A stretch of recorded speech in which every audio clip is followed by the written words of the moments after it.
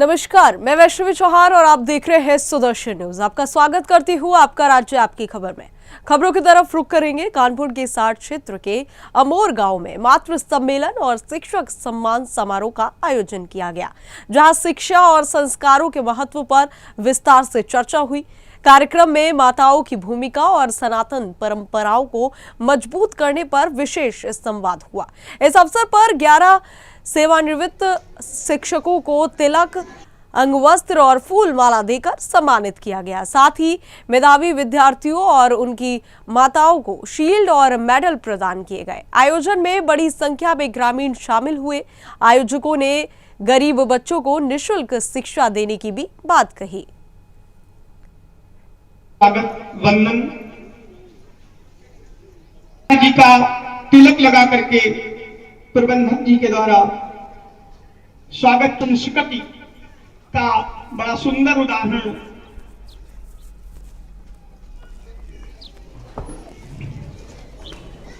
एक बार सभी स्वागत करते जाएं।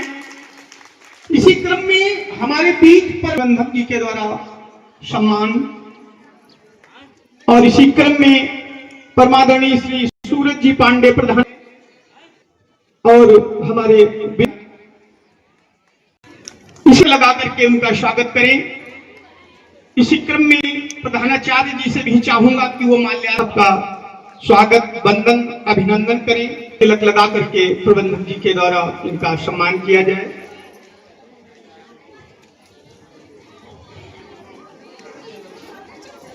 हैं आप वो भी मंच पर आ जाएं और इसी क्रम में मैं प्रधानाचार्य के द्वारा चाहूंगा कि वो अंगवस्त्र प्रदान करें। बच्चे निःशुल्क पढ़ाने का संकल्प लिया कर हमारे विद्यालय में तकरीबन 20 से 25 बच्चे ऐसे जिनको निःशुल्क पढ़ाया जाता है। हर वर्ष प्रबंधक जी की तरफ से ये निश्चित किया जाता है कि जो व्यक्ति ऐसा है पैसा देने में क्षेत्र का विकास हो, सर्वांगीण विकास हो और सनातन को आगे बढ़ाया जाए। इनके माध्यम से हम ये कहना चाहते हैं कि प्रतिवर्ष हमारे यहाँ लगभग 11 बच्चों को निःशुल्क शिक्षा दी जाएगी।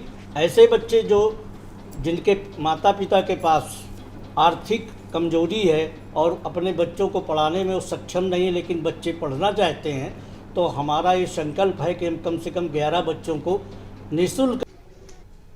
आजमगढ़ में डिप्टी सीएम केशव प्रसाद मौर्य ने समाजवादी पार्टी पर तीखा हमला बोला है।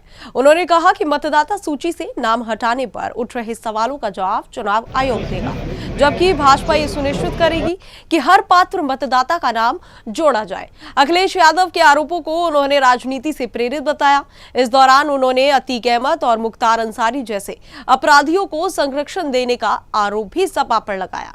डिप्टी सीएम ने महिला आरक्षण बिल और केंद्र सरकार की योजनाओं का जिक्र करते हुए भाजपा सरकार की उपलब्धियों का भी बखान किया।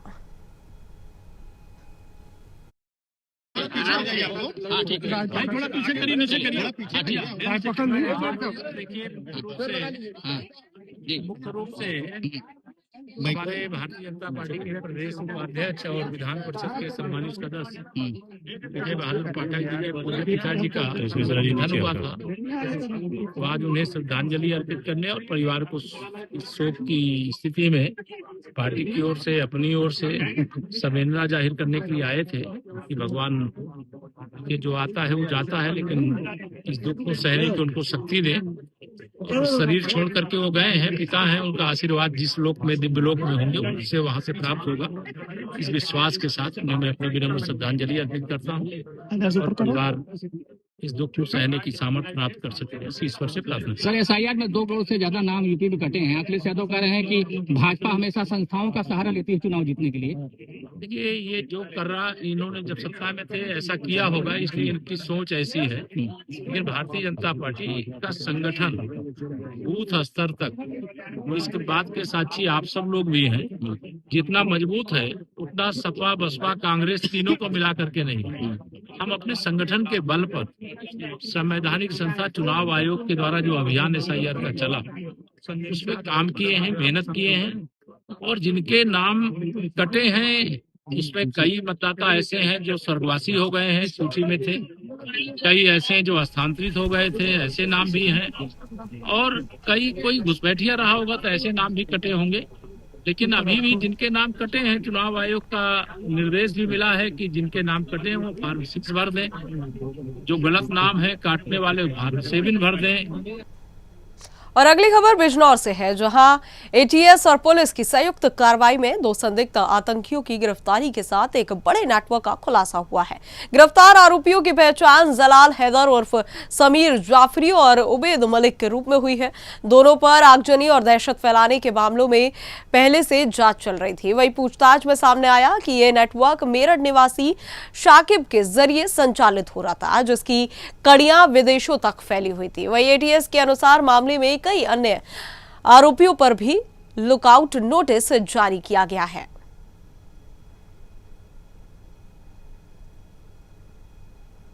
पर एक वीडियो संज्ञान में आया था जिसमें आकिब नाम का एक युवक शस्त्रों का प्रदर्शन कर रहा था। इसका वीडियो मैजुल द्वारा अपनी प्रोफाइल पर पोस्ट किया गया था। उक्त संबंध में जनपद बिजनौर के थाना नागल पर आकिब, मैजुल एवं अन्य के विरुद्ध अभियोग पंजीकृत किया गया है। वीडियो में कुल 4 अभियुक्त मैजुल, आकिब, आजाद एवं उवैद मलिक संलिप्त थे। इनमें से मैजुल वर्तमान में दक्षिण अफ्रीका तथा आकिब एवं आजाद सऊदी अरब में रह रहे हैं। इन तीनों अभियुक्तों की गिरफ्तारी सुनिश्चित करने हेतु लुकआउट नोटिस जारी किए गए हैं। अभियुक्त उवैद मलिक को गिरफ्तार किया गया है। उसने पूछताछ में बताया कि वह लगभग 3 वर्ष पूर्व रोजगार की तलाश में गुजरात गया था, जहां उसकी मुलाकात जलाल हैदर उर्फ समीर से हुई। समीर के माध्यम से उसकी पहचान मैजुल व आकिब से हुई, जो सऊदी अरब में ड्राइवर का कार्य करते हैं।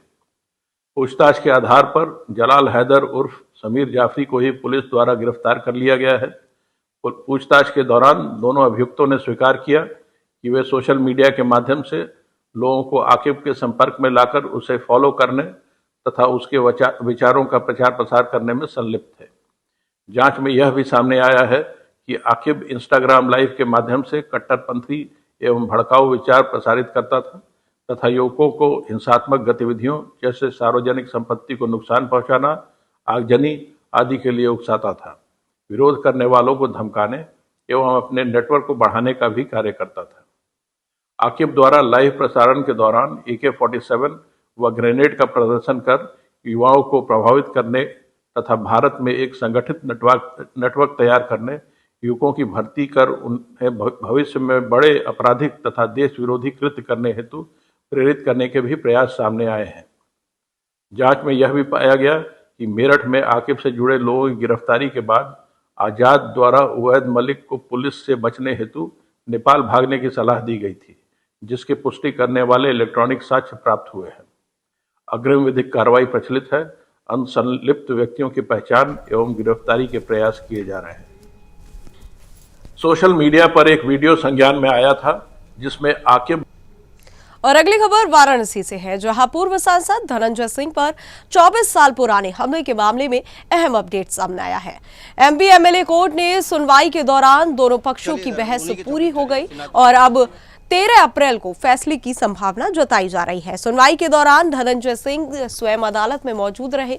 ये मामला अक्टूबर 2002 का है, जब टकसाल सिनेमा हॉल के पास फायरिंग की घटना हुई थी, जिसमें कई लोग घायल हुए थे। अदालत में बचाव और अभियोजन पक्ष ने अपनी अंतिम दलीलें पेश की।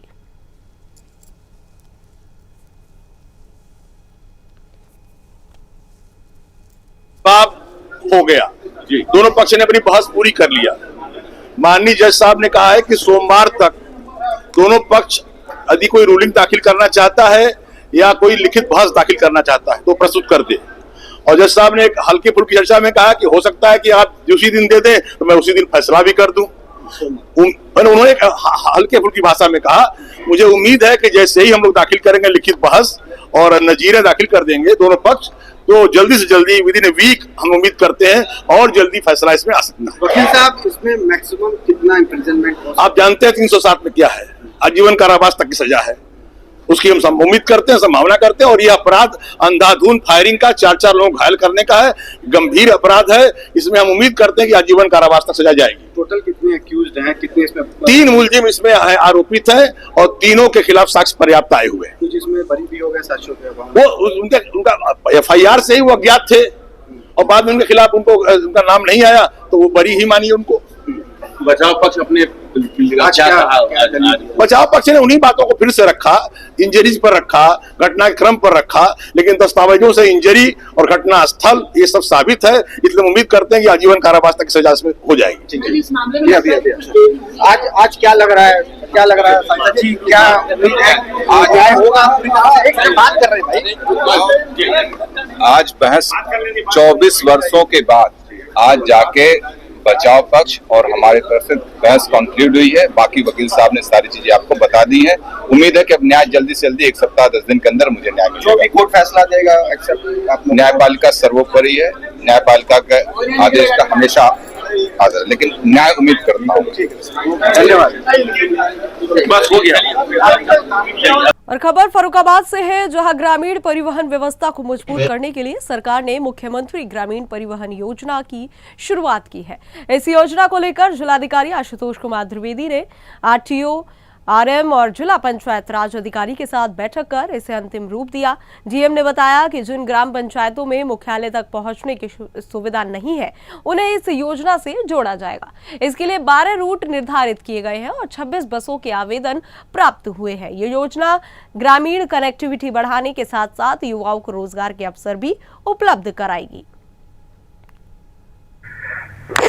ऐसी ग्राम पंचायत जहाँ पर वाहनों की सुविधा नहीं है, ग्रामीण परिवहन योजना के तहत जिलाधिकारी ने वहां पर बसों चलाने के लिए बैठक की है। बात करेंगे जिलाधिकारी महोदय से, तो किन किन रूटों पर सुविधा उपलब्ध कराई जा रही है?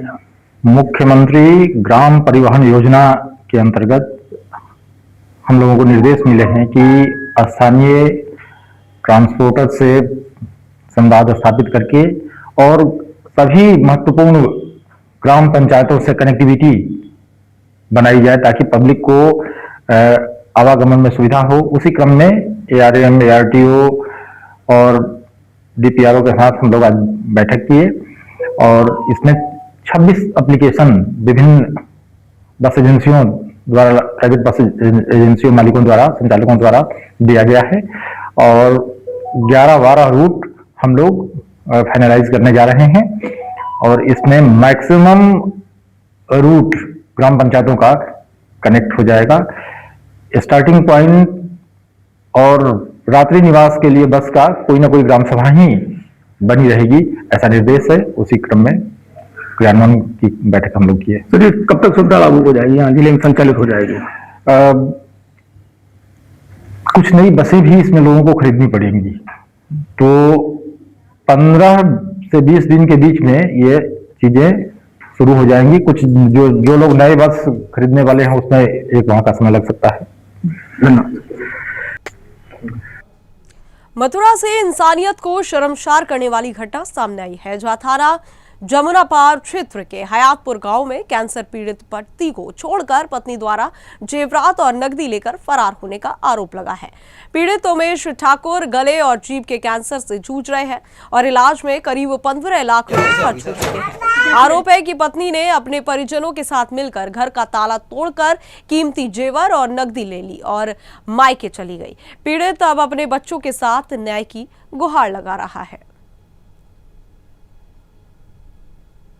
नमस्कार, इस वक्त हम मौजूद हैं थाना जमुना पार्क क्षेत्र के अंतर्गत ग्राम हयातपुर में, जहां पर एक मामला प्रकरण सामने आया है।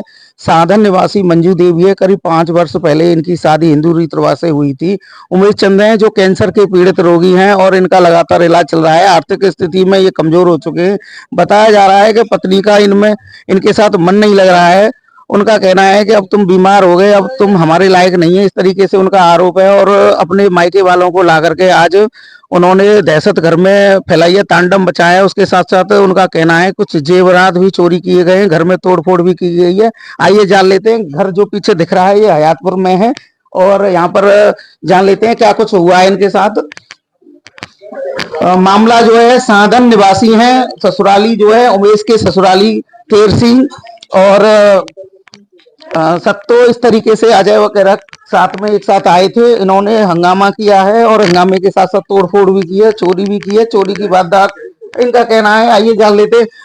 ये देखिए, कैमरामैन से कहना चाहूंगा किस तरीके से यहाँ पर तोड़फोड़ और नुकसान पहुंचा है। कुछ सामान चोरी होने की आशंका जताई जा रही है। इनका आरोप है परिवारी जन है, उमेश की माता है, उमेश की बहनें हैं और ये भाई हैं, और इनका आरोप है कि इनके घर पर एक तरह से अवैध तरीके से हंगामा किया गया, तांडव मचाया गया।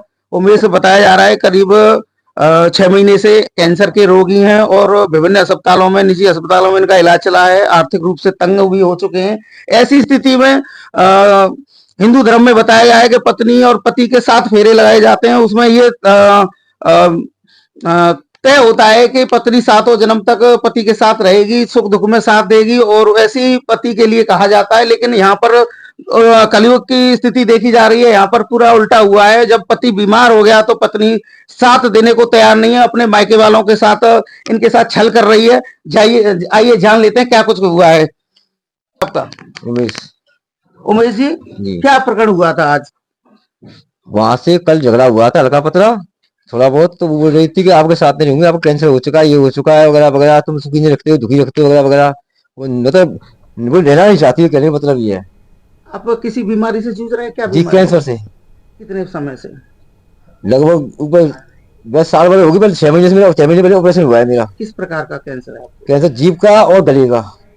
कितना रुपया खर्च हुआ है अब तक? लगभग 15 लाख। इनका कहना है कि इन पर 15 लाख रुपए खर्च हुआ है और इस स्थिति में इनके परिवारी जन हैं, सभी दुखी हैं। पैसा कहां से जुटा रहे हैं? इतनी खेती भी। हरिगढ़ से प्राइवेट स्कूलों की मनमानी को लेकर बड़ा विवाद सामने आया है। बता दें कि जिला विद्यालय निरीक्षक और जिलाधिकारी संजीव रंजन के आदेश के बावजूद कई स्कूलों पर एनसीईआरटी की जगह निजी प्रकाशकों की महंगी किताबें थोपने के आरोप लगे हैं। आदेश है के अनुसार कक्षा 1 से 12 तक केवल एनसीईआरटी की पुस्तकें पढ़ाई जानी थी, लेकिन इसका पालन नहीं हो रहा है। इसी के विरोध में राष्ट्रवादी छात्र संगठन भूख हड़ताल पर बैठ गए हैं। संगठन का आरोप है कि प्रशासन कार्रवाई नहीं कर रहा है, जिससे छात्रों और अभिभावकों में आक्रोश बढ़ रहा है।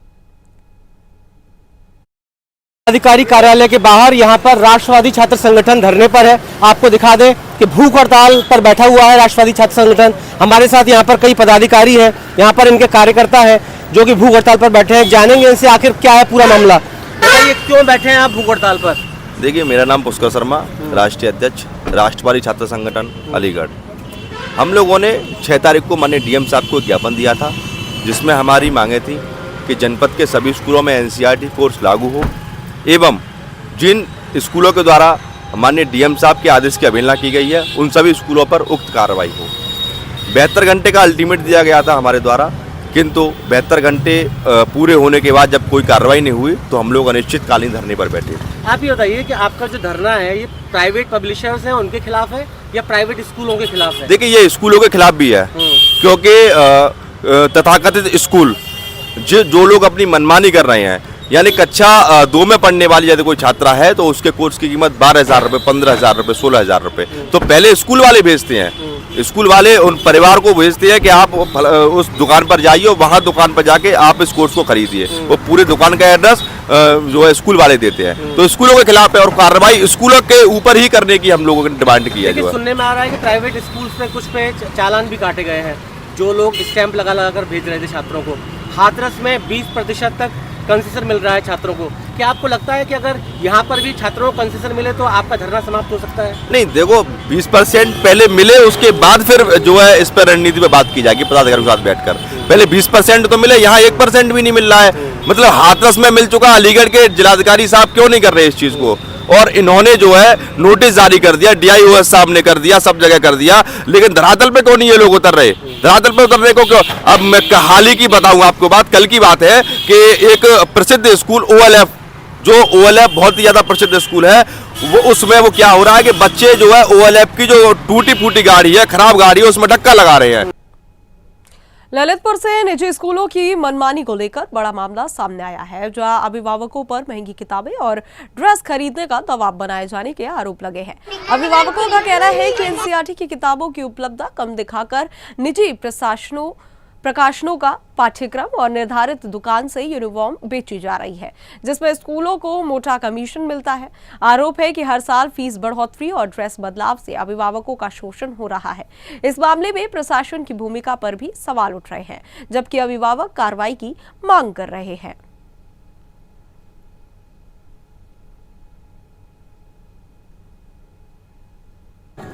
शिक्षा व्यवस्था इसके लिए, इसके मजबूती के लिए, अच्छी क्वालिटी ऑफ एजुकेशन डिलीवर हो, उसके लिए माननीय मुख्यमंत्री जी लगातार काम कर रहे हैं। और सुलभ शिक्षा हो, सस्ती शिक्षा हो, शिक्षा हर व्यक्ति तक पहुंचे, चाहे वो अमीर हो, चाहे गरीब हो, चाहे मध्यम वर्ग हो, सब तक अच्छी शिक्षा व्यवस्था पहुंचे, सब सारे बच्चों तक अच्छी शिक्षा व्यवस्था पहुंचे, इसको लगातार हम सुनिश्चित कर रहे हैं।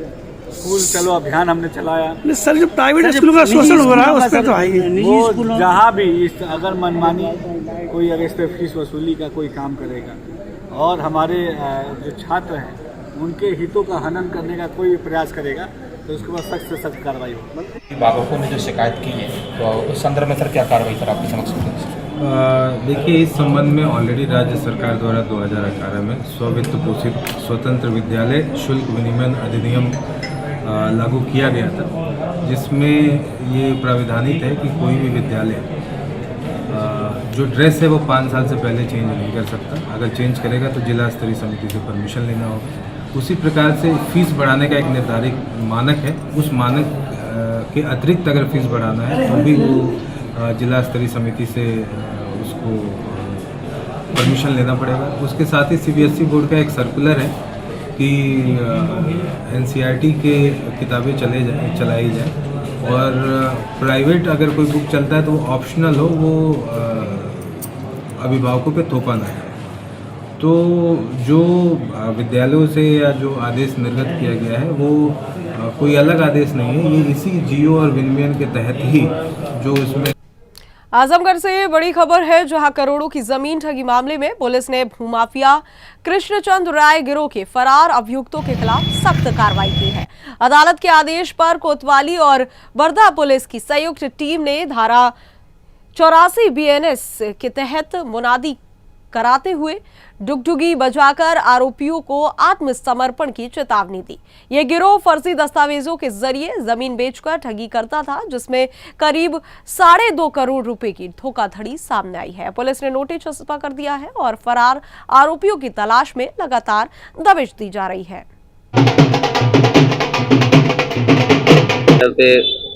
नोटिस छपा की गई है, क्या है मामला और क्या कार्रवाई की जा रही है? देखिए, जनपद में अपराध एवं अपराधियों के विरुद्ध चलाए जा रहे अभियान के क्रम में वरिष्ठ पुलिस अधीक्षक महोदय जनपद आजमगढ़ द्वारा जो अभियान चलाया जा रहा है, उसी के क्रम में थाना कोतवाली क्षेत्र में एक मुकदमा पंजीकृत किया गया था, जिसमें जमीन के नाम पे ठगी करने का एक मास्टरमाइंड आरोपी है जनपद आजमगढ़ का कृष्णचंद राय, जो कि थाने का हिस्ट्री सीटर भी है, वह पंजीकृत गैंग लीडर भी है। इसके विरुद्ध कार्रवाई की गई थी। वह मुकदमा पंजीकृत करने के बाद जेल भेजा गया था। इसी मुकदमे में इसके परिवार के 2 अन्य सदस्य, इसकी पत्नी व बेटा भी वांछित हैं और जिनके विरुद्ध तत्काल कार्रवाई करते हुए दबिश दी जा रही गिरफ्तारी हेतु वह माननीय न्यायालय से NVW प्राप्त किया गया था। उसी क्रम में माननीय न्यायालय से 84 BNSS की कार्रवाई हेतु आदेशिका प्राप्त हुई है, जिसके लिए आज इसके सभी ठिकानों पर जनपद में आजमगढ़ में थाना बर्दा में मोहम्मदपुर फेटी गांव में व कोडर अजमतपुर स्थित इसके निवास स्थान पर आज यहाँ मुनादी कराई गई है। वह आगे भी नियमानुसार कार्रवाई की जाती रहेगी। कुल कितने अपराधी हैं इसमें सर वांटेड? इस पूरे प्रकरण में अभी 4 अपराधी वांटेड। कितने लोग की गिरफ्तारी हुई थी, कितने लोग बाकी हैं? बस्ती से बड़ी खबर है, जहां लालगंज थाना क्षेत्र के 2 युवकों का वाराणसी में अपहरण कर फिरौती मांगने का मामला सामने आया है। सूचना मिलते ही बस्ती पुलिस ने वाराणसी पुलिस के साथ संयुक्त कार्रवाई करते हुए कुछ ही घंटों में दोनों युवकों को सकुशल बरामद कर लिया। पुलिस ने गोईठा चौराहे के पास से 3 अपहरणकर्ताओं शरीयत अली, जसवंत सिंह और अभिजीत सिंह को गिरफ्तार किया है। आरोपियों के कब्जे से 3 मोबाइल फोन और एक फॉर्च्यूनर कार भी बरामद हुई है। पुलिस ने सभी आरोपियों को जेल भेजकर मामले की जांच शुरू कर दी है।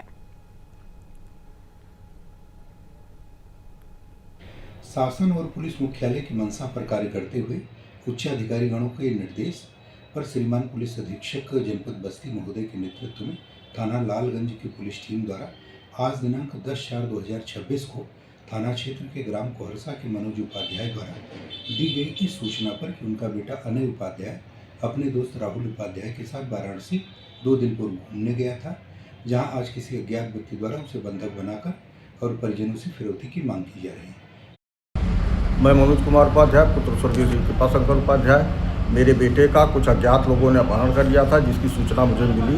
मैंने तत्काल अपने स्थानीय थाने पर उसकी सूचना दी। वहाँ से माननीय सचिव महोदय लालगंज एवं बस्ती पुलिस की तत्परता से मेरे बेटे व उसके मित्र का तत्काल सकुशल बरामदगी हुई। इसके लिए मैं उत्तर प्रदेश के यशस्वी मुख्यमंत्री और प्रदेश के डीजीपी एवं बस्ती पुलिस का आभार व्यक्त करता हूँ। फतेहपुर से बड़ी खबर है, जहां दहेली गांव में शॉर्ट सर्किट के कारण गेहूं के खेतों में भीषण आग लग गई। आग की लपटें उड़ती देख किसानों में हड़कंप मच गया। देखते ही देखते करीब 25 बीघे गेहूं की फसल जलकर पूरी तरह खाक हो गई। घटना की सूचना मिलते ही फायर ब्रिगेड की टीम मौके पर पहुंची और कड़ी मशक्कत के बाद आग पर काबू पाया गया। इस हादसे से किसानों को भारी नुकसान हुआ है। वहीं प्रशासन द्वारा नुकसान का आकलन किया जा रहा है और आगे की कार्रवाई की जा रही है। मेरठ से दिल दहला देने वाली घटना सामने आई है, जहां सदर बाजार थाना क्षेत्र में एक बंद मकान से युवती का सड़ा गला शव बरामद हुआ है। पुलिस जांच में खुलासा हुआ कि करीब 5 महीने पहले युवती की मौत हो चुकी थी, लेकिन पिता ने शव को घर में ही छिपा कर रखा। बदबू फैलने पर उसने परफ्यूम का इस्तेमाल कर उसे ढकने की कोशिश की। घटना के बाद आरोपी पिता घर छोड़कर फरार हो गया। वहीं परिजन की सूचना पर पुलिस ने शव कब्जे में लेकर फॉरेंसिक जांच शुरू कर दी है और आरोपी की तलाश जारी है। निर्मल विश्वास है। विश्वास, आज जो घटनाक्रम हुआ, क्या घटनाक्रम हुआ यहाँ पर? ये हमारे मतलब हमारे दादा के भाई के बच्चे हैं, हमारे चाचा लगते हैं। ऐसा है कि ये हमें 4 महीने से दिख रहे नहीं थे, ये और इनकी बेटी। हम लोग बहुत परेशान थे। हमने इनके भतीजे से भी कहा था, हमारे बड़े भाई से, कि भैया आप तो साथ रहते हो, मतलब आपके पास ही रहते हैं, भाई चाचा आप बताओ। तो उन्होंने फ़ोन किया एक दिन, तो फ़ोन नहीं उठाया। फिर उन्होंने अपने दोस्त को नंबर दिया, उनसे कांटेक्ट हुआ। फिर उन्होंने बात करी कि कहाँ पे हो, तो उन्होंने कहा मैं देहरादून में हूँ। कह रहा अच्छा, और हमारी बच्ची कैसी है? कह रहा हाँ बच्ची भी ठीक है। फिर उसको भी हो गए हमारे 3.5 महीने।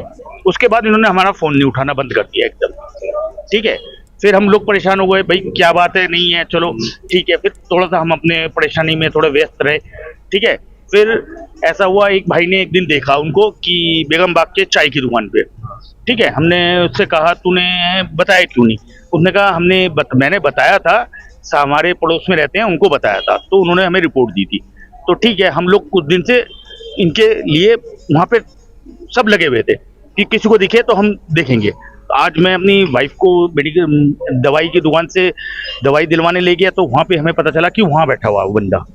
ठीक है, हमने अपने उनके भैया को, उनके भतीजों को, बड़े वाले भतीजे को फ़ोन किया कि भाई ये ऐसे ऐसे बैठे हुए, और वो आए। फिर हम ठीक है, मैं उस टाइम दवाई लेने गया था। फिर उन्होंने मुझे बुलाया कि भाई ये लोग, तू आ 1 सेकंड। फिर मैं आया। फिर मैं आने के बाद फिर मैंने कहा चलो, घर बैठ के बात होगी। कहाँ है बच्ची हमारी?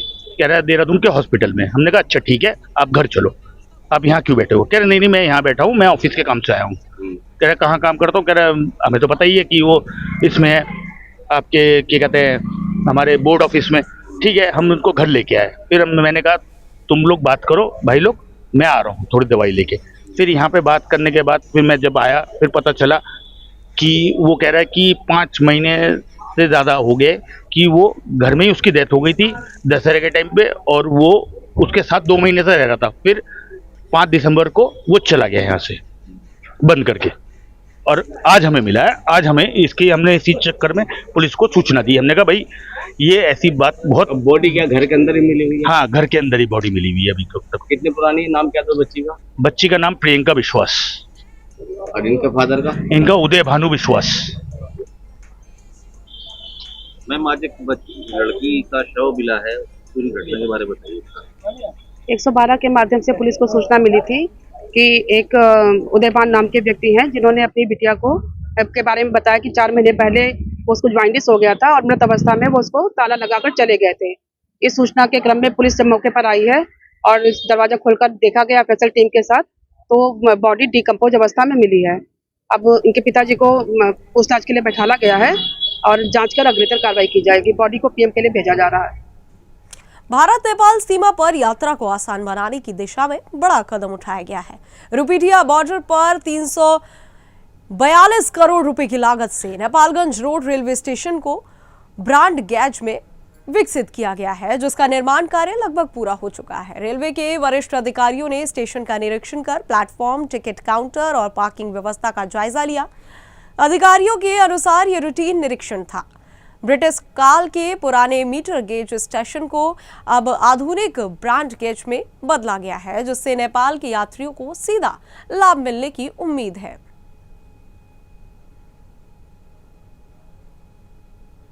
स्टेशन का निरीक्षण करने गोरखपुर जोन के कई बड़े अधिकारी आए हैं। इस समय हमारे साथ भाई साहब खड़े, क्या नाम आपका? Sumit Kumar, CPRO NER। अच्छा सुमित जी, ये रेल का संचालन कब से होगा? जल्दी हो जाएगा। कुछ गाड़ियों का नोटिफिकेशन जो है बोर्ड द्वारा किया गया। नहीं, आज आप लोगों ने जो निरीक्षण किया है इसका उद्देश्य क्या था? निरीक्षण का उद्देश्य तो बेसिकली रूटीन इंस्पेक्शन है। महाप्रबंधक महोदय ने संरक्षा का जो है निरीक्षण किया है और स्टेशनों पे जो काम हुए हैं, जो गेज कन्वर्जन में जो मीटर गेज से जो ब्रॉड गेज हुआ है उसका निरीक्षण किया जा रहा है। रूटीन इंस्पेक्शन है, सेफ्टी इंस्पेक्शन है। देखिए, पूरा रूटीन निरीक्षण था जैसा कि बताया जा रहा है। भारत सरकार ने रुपैडिया में ब्रॉड गेज रेलवे स्टेशन का निर्माण कराया है। चूँकि भारत और नेपाल का रोटी बेटी का संबंध है, नेपाल के अधिकांश जो नागरिक हैं वो ट्रेन से यात्रा करते थे। उसी को लेकर नेपाल को देखते हुए भारत सरकार ने रुपैडिया में ब्रॉड गेज का निर्माण कराया है। इसका नाम भी नेपालगंज रोड रेलवे स्टेशन रखा गया। चूँकि पूर्व में जब ये ब्रॉड गेज नहीं था, मीटर गेज था, तो अंग्रेजों का बनाया हुआ ये रेलवे स्टेशन था।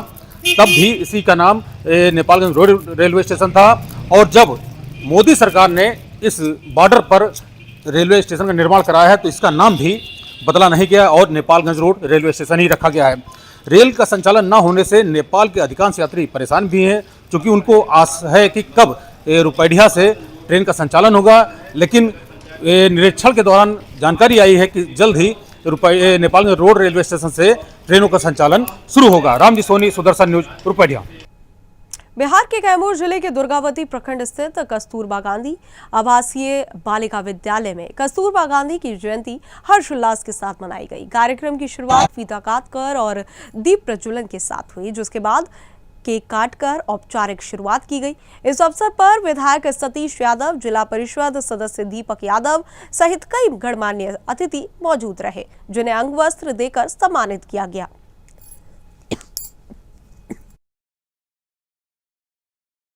ये बहुत ही अच्छा प्रोग्राम है। हर एक साल की भांति हम लोग इस साल भी मना रहे हैं। प्रत्येक साल मनाया जाता है, क्योंकि कस्तूरबा गांधी के प्रेरणा स्रोत सारी बच्चियाँ यहाँ पर अच्छी तरह से पठन पाठन करती हैं और अच्छी ऊंचाइयों को छू रही हैं।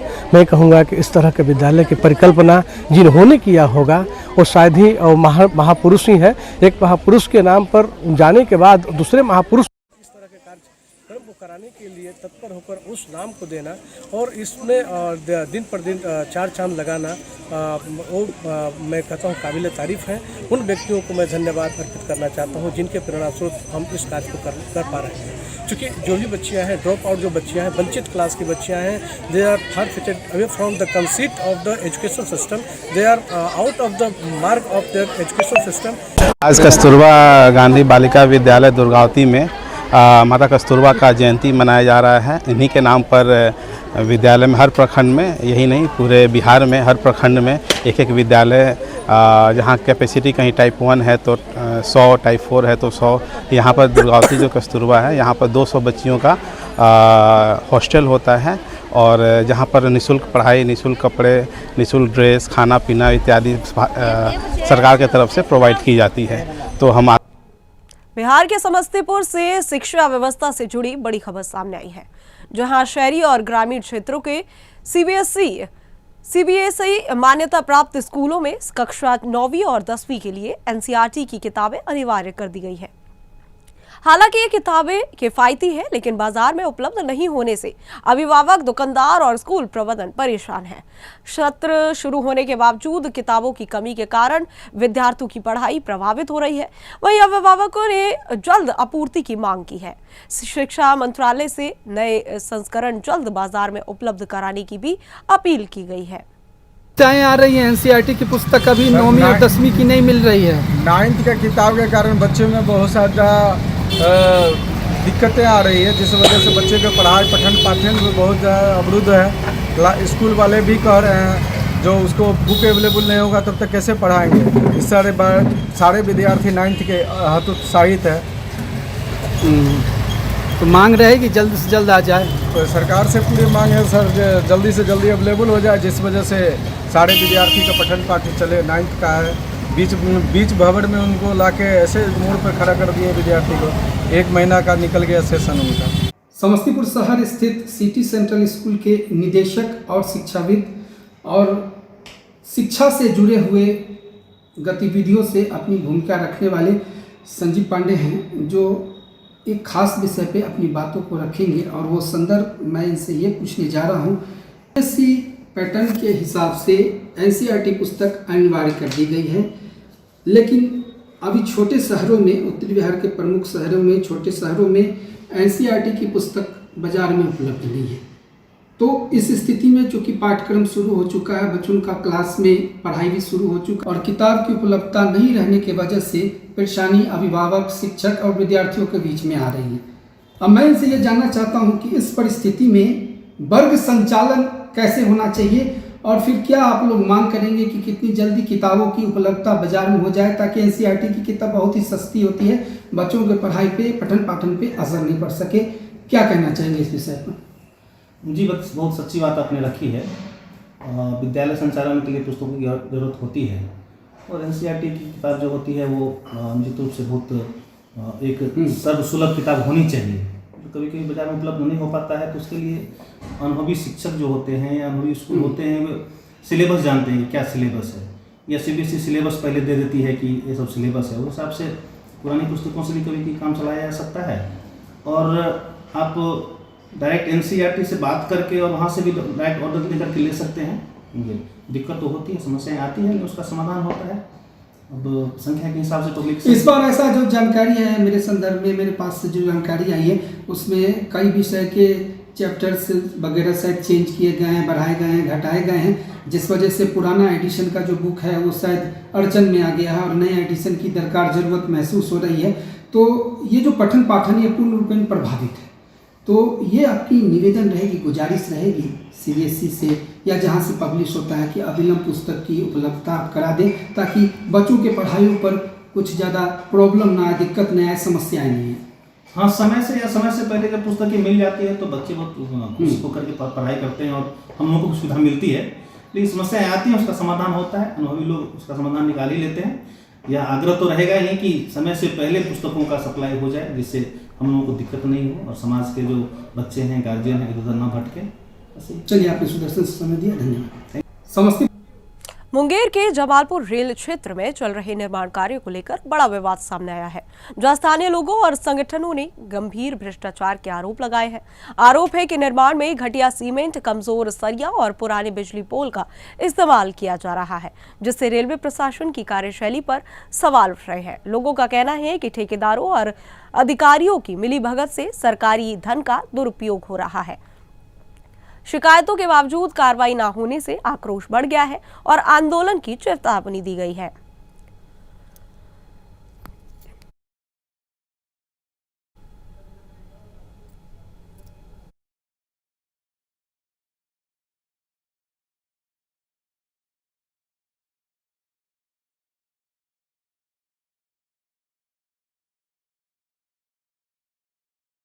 आज जमालपुर रेल कारखाना की स्थिति काफी भयावह है और यह एशिया प्रसिद्ध कारखाना अपने हाल पर आंसू बहा रहा है। और ये दुर्भाग्य की बात है कि एशिया का सबसे बड़ा प्रसिद्ध कारखाना, आज जो एशिया का सबसे बड़ा रेलवे अस्पताल है, स्वास्थ्य व्यवस्था नाम का चीज नहीं है, अच्छे डॉक्टर नहीं है और स्थिति काफी भयावह है। और हम जमालपुर रेल निर्माण कारखाना संघर्ष मोर्चा जमालपुर रेल कारखाना के सवाल पर लगातार संघर्ष करते जा रहे हैं और जमालपुर कारखाना को ख़त्म करने की एक साजिश है। जैसा कि सर्वविदित होगी, PWI में कर्मचारियों का यहाँ से तबादला किया जा रहा है, जो कि दुर्भाग्यपूर्ण है। लेकिन हम जमालपुर रेल निर्माण कारखाना संघर्ष मोर्चा, हम लोग के रहते जमालपुर कारखाना को हम लोग बर्बाद होते नहीं देख सकते हैं। और हम सरकार को कहना चाहते हैं कि आप विकास की बात करते हैं। यही कारखाना था जहाँ की पहले 22,000 मजदूर काम करते थे और कई शॉपें यहाँ बंद हो चुकी है। 3-3 को कुली गाड़ी चलती थी। आज कारखाना इससे पहले का जो कारखाना था, देखिए वो कहां से कहां चला गया। और जमालपुर कारखाना की कई शॉपें बंद हो चुकी है, ठेकेदारी प्रथा लागू हो चुका है। जो अभी जमालपुर में रेलवे की तरफ से 6 विद्युत सब स्टेशन बन रहा है, 4 विद्युत सब स्टेशन बन रहा है। उसमें से एक रामपुर कॉलोनी में बन रहा है, एक दौलतपुर कॉलोनी में बन रहा है, ईस्ट कॉलोनी में 2 बन रहा है। एक मुख्य कारखाना प्रबंधक के आवास के सामने बाई साइड बन रहा है, एक मुख्य रेलवे अस्पताल के बाहर बन रहा है। वहाँ की गुणवत्ता में इतनी खराब स्थिति है, 3 नंबर ईंट 2 नंबर सीमेंट से बनाया जा रहा है। और यहाँ IW उसकी निगरानी में है। IW एक बार भी जांच के लिए नहीं जाता है, उसमें क्या मटेरियल चल रहा है नहीं चल रहा है। हम लगातार इसके लिए लिख रहे हैं। हम पिछले दिनों भी पत्र लिखे रेलवे बोर्ड को, रेल मंत्री को, महाप्रबंधक को और भी कई जगह लिखे, मगर अभी तक कोई कार्रवाई नहीं हुई है इस पर। मगर लगातार काम हो रहा है। ऐसा स्थिति काम इतना तेजी से काम हो रहा है, आज अगर दीवार जुट गया तो कल उसमें प्लास्टर हो जाएगा। इस तरह से काम हो रहा है। यहाँ मुख्य कारखाना प्रबंधक बोल रहे हैं कि हम ये ऐसे कर रहे हैं, वो कर रहे हैं, मगर यहाँ कहीं मुख्य कारखाना प्रबंधक कुछ नहीं, खाली जुमला दिखा रहे हैं। दरभंगा से बड़ी खबर है, जहां करीब 2 करोड़ रुपए के सोना चांदी लूट कांड का पुलिस ने खुलासा किया है। बड़ा बाजार स्थित प्रेम ज्वेलर्स में हुई इस वारदात में एक महिला समेत 12 आरोपियों को गिरफ्तार कर जेल भेज दिया गया है। पुलिस के अनुसार इस लूट की साजिश जेल में बंद भोला सिंह ने रची थी और करीब 20 अपराधियों ने मिलकर घटना को अंजाम दिया। पुलिस ने अब तक 44 लाख रुपए के सोना चांदी सहित हथियार, मोबाइल और वाहन बरामद किए हैं। फरार आरोपियों की तलाश में लगातार छापेमारी जारी है। पुलिस, हमारा दरभंगा पुलिस और STF तीनों छापेमारी करके वहां से 150 सोना, 156 सोना, लगभग 21 लाख रुपए कीमत है और चांदी 8.63 ग्राम चांदी लगभग 23 लाख रुपए है। टोटल 44 लाख रुपए का ये आभूषण है। और इसके अलावा पहले भी हम लोग जब 6 लोगों को बरामद गिरफ्तारी होता है, उसमें भी 1 किलो 1,09,80 ग्राम्स चांदी बरामद हुआ था बेगूसराय में, जो प्रेस रिलीज में दिया गया था, बट उसमें वेट मेजरमेंट नहीं हुआ था उस टाइप का, तो दिया गया था। और इसमें टोटल अभी तक 12 गिरफ्तारी हुआ है टोटल।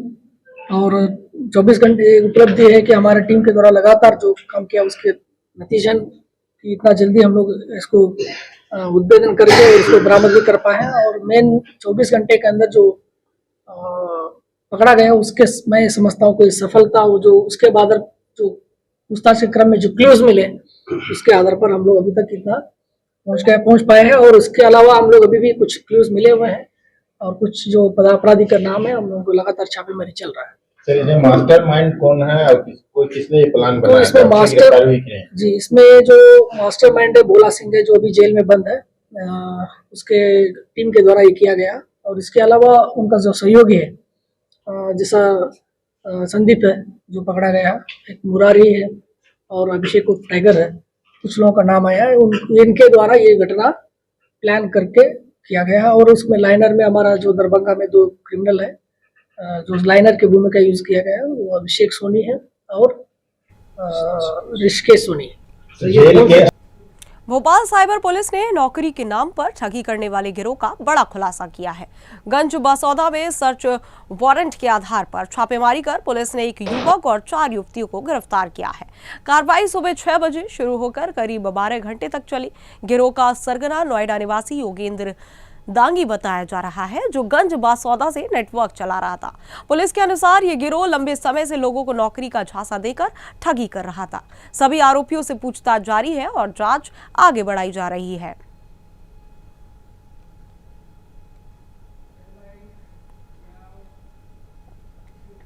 बैतूल से बड़ी सफलता की खबर है, जहां कोतवाली पुलिस ने शातिर वाहन चोर गिरोह का पर्दाफाश करते हुए 10 चोरी के दोपहिया वाहन बरामद किए हैं। पुलिस ने फैजान और तिलक उर्फ सोम शर्मा समेत एक अपचारी बालक को गिरफ्तार किया है। बरामद वाहनों में 5 मोटरसाइकिल और 5 स्कूटी शामिल है, जिनकी कीमत करीब 5,10,000 रुपए बताई जा रही है। जांच में सामने आया कि आरोपी सीसीटीवी फुटेज और मुखबिर सूचना के आधार पर पकड़े गए। सभी वाहन अलग अलग स्थानों से चोरी किए गए थे, जिन्हें जंगलों में छिपाया गया था।